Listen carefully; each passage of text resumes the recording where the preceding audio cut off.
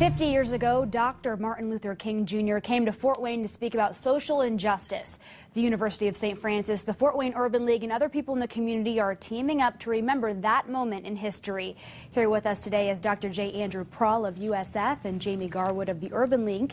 Thanks for coming in this morning.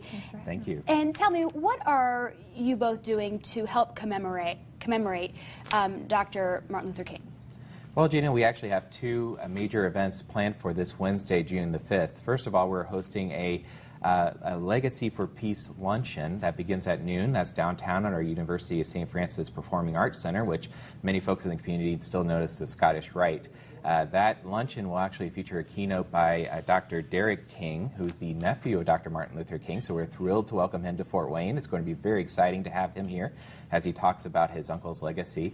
That event will also feature a performance by the Queen's Club as well, which is a group of young women who study prominent African-American women in history. So it's going to be a wonderful event. Tickets for that event are $12, and folks are really still welcome to register and attend through tomorrow. The second major event is called the Future of Education, Connecting to Careers and Educating for Peace. This second event is absolutely free. It's also downtown in our Performing Arts Center, and it features two sessions. The first session features a keynote by Glenda Ritz, who is, of course, our Indiana Superintendent for Public Instruction. So we're thrilled to have her and hear on her in terms of this topic of the future of education, hear her thoughts with regard to that. And the second session features some roundtable discussions that Jamie's going to talk about. The second session is really an extension of some of the community meetings that have been going on around addressing some of the violence, the recent violence in our community. The Urban League, as well as other churches, have participated in these community meetings, and each time more than 300 people have attended to talk about education, employment, crime in our community, and how can we, create some transformational change, not invent new programs, but really come together to address some of the systemic problems in our community. And so that roundtable discussion is going to focus on, those issues of education, employment, looking at critical issues, for example, 20% of our 18 to 24-year-olds in Allen County don't have a high school diploma. So those are some of the kinds of things that we have to talk about. What are those individuals going to do in the new economy? So we're excited about that roundtable discussion to see what kinds of concerns, ideas that people generate from that. Now, you both have really taken the reins on this, right? Why is this something that you are wanting to be a part of and get your organizations a part of this event coming up?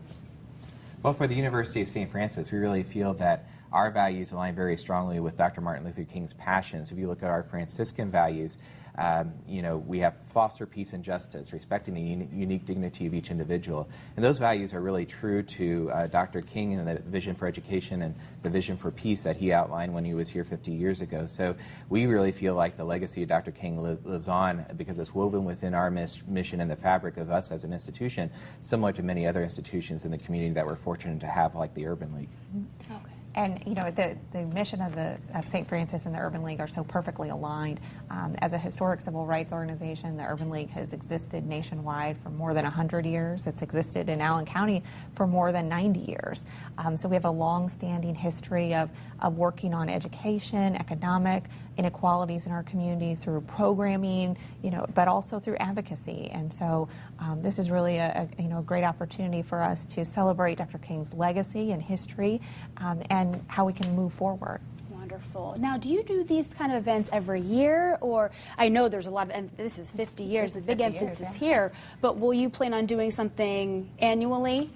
The Future of event is actually part of a series of events hosted by the University of St. Francis. We've sponsored Future of Healthcare in the past year, so we do anticipate hosting further Future of events on different topics that are important to our community. The timing just seems so perfect with the 50th anniversary of Dr. King's speech that we actually only recently, within the last year, found out about at the former Scottish Rite Auditorium.